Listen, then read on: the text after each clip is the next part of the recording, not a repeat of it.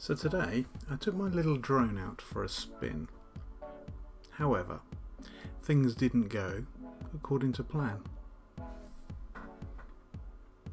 I wanted to capture some footage of Wilder's Folly and I was going to use orbit mode.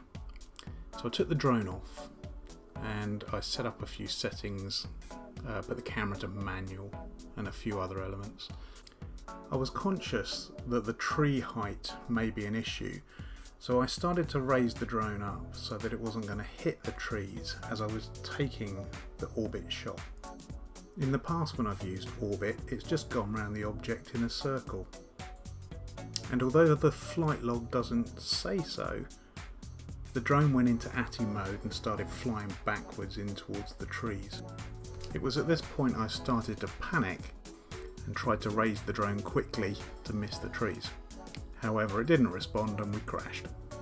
I had 73% battery left and I thought I could just walk around the woods and actually locate the drone just using the on-screen method. However, I wasted a whole hour and the battery was getting critically low. With less than 10% battery left, I powered off the drone and the controller. I should have done this straight away as it was really easy to find the drone. Using the Find My Drone application from DJI, clicking on the red drone symbol quickly gave me the coordinates which I copied and pasted into Google Maps on my phone. I used the location direction on the maps to actually work out which way I needed to walk until I actually came across where it virtually was, and then I had a quick look around and I saw the LEDs flashing in the woods. Was still lucky it still had about 2 or 3% battery life left. The crash did manage to break all 4 propellers on my drone. One totally broken and the others with split propeller blades, although nothing else on the drone seems damaged at all.